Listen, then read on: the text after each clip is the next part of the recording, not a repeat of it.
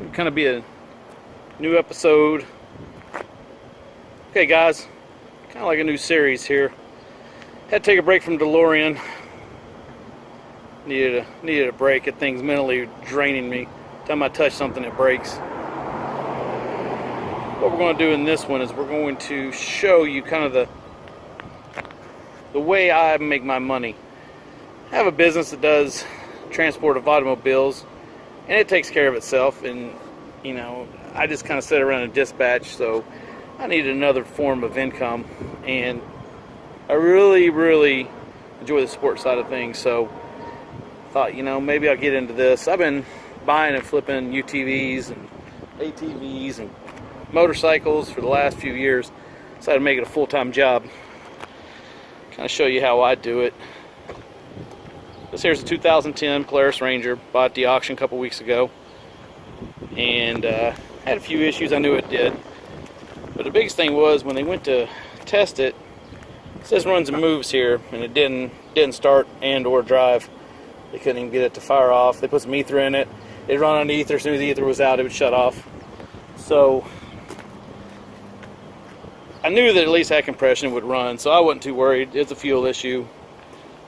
And what I'm going to do is show you guys the way that I do it. And what I'll do is I'll run through this thing with the checklist, and I'll address the major things. The little stuff I'm not going to address. You know, if sticker's ripped, seat's got a little hole in it, I'm not going to worry about that. But mechanically, it's going to be spot on. And I always like to buy them from the auction, from a municipality, whether it be a county or a city, state. Somebody, I try to buy one. That's how I try to buy it. This one I bought from Hillsborough County. So I know it was at least halfway taken care of. Better than somebody's weekend beater. But I'm going to show you guys the biggest thing when you're buying and selling stuff is you buy it right, you make all your money on your buy. You already know what it's going to take to fix one. I already know how much time I'm going to have in one before I do it. The biggest thing is I always know that they're going to need bushings in the A-arms. I don't care how new it is, how old it is, you're always going to have to rebush them. On this one, it takes 40 bushings to do it, and 2, 4, 6, 8, 10, 12, 14. It takes 16 metal spacers, I think. I usually don't buy the metal spacers because I've never had one seize up. I'm sure this one will show me differently, but this is a 500. I know that this particular UTV, in good shape, low hours, it goes between, let's say, 5 and 6 grand. So our ultimate goal is this. Our ultimate goal in this is to have this thing trail ready to sell for less than $4,200. Don't need to make a fortune on it. Only need to make $700, $800 on it. I'm only going to have, say, 6-8 hours in the refurb of it. So at the end of the day, if I have 6 hours in it, I make, say I make $700. Well, let's say I make $600. So I have 6 hours in it, I make $600.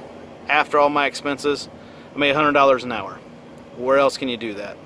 Everybody's going to get greedy, try to make $1,500, $2 grand. I'm not. I don't fall in love with them. I move them. I price them to sell. I don't price them to negotiate.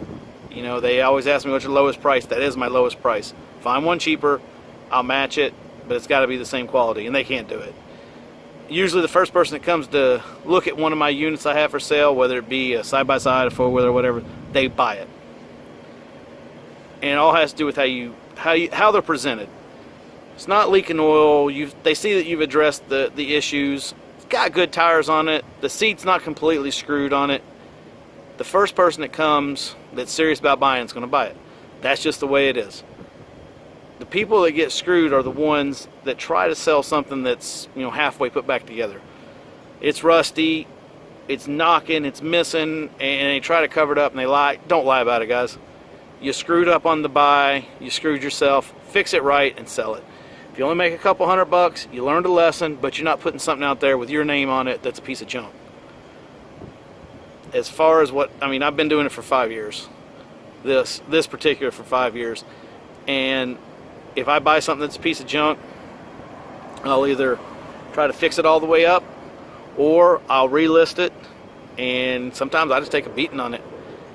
I bought one of these one time, and they had painted the frame black, and I didn't see all the rust. It was from Clearwater. It was Clearwater Lifeguard. So it was on the beach, and I screwed up and missed it. So I listed the unit, had severe rust in the frame. I put it up on the lift, showed the guy. It was a Polaris 700 or 900 Ranger 4x4. Everything worked on it. Hell, it only had 100 hours on it, but it was just completely rotted. And the guy that bought it was just tickled pink. I sold it to him. I don't know, I may have just broken even on it. He was happy, I was happy.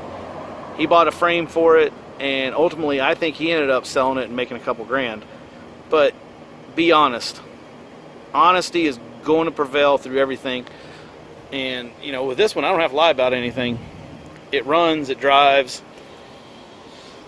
The only thing I found wrong with it when I bought it was someone had unplugged the fuel pump. So wasn't a big deal. I've bought enough of these at auction to know how the guys screw with them. Went in and checked all the plugs, it wouldn't start. Came over to the fuel pump, snapped in, hit the key, fired up, drove it on my trailer. That was all that was wrong with it. So we're going to go through a little video process here, a couple episodes, showing you guys the right way, the wrong way, the hows.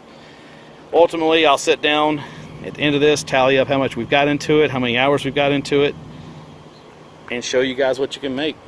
I know it's not exciting as a DeLorean, but, you know, everybody wants to make a little bit of money. I just want to show you guys you don't have to be greedy to make a living at it. You flip 4, 5, 6 of these a month. Maybe you'll get one home run where you make 3 grand. I've had those before. But they usually don't happen all the time. So this is our new project. I'm going to go ahead and do the suspension tonight on it, get it done, and show you guys the process there, and then we'll go from there.